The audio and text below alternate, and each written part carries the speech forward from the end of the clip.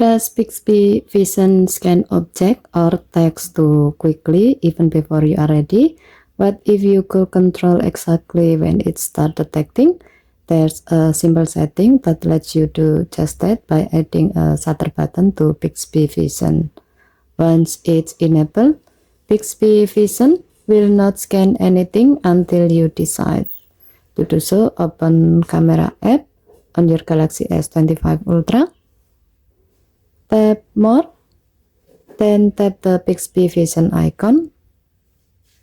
Tap the three dots at the top right, then tap Setting.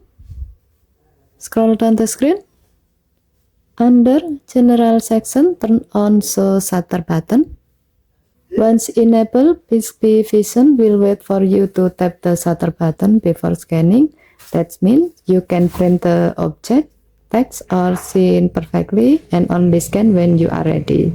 So, if you often deal with busy environment or want more control over what Bixby Vision detects, like scanning text from a poster or identifying an object precisely, enabling the shutter button will make the whole process more accurate and stress-free. Okay, thank you for watching. Please help to like and subscribe. Have a nice day.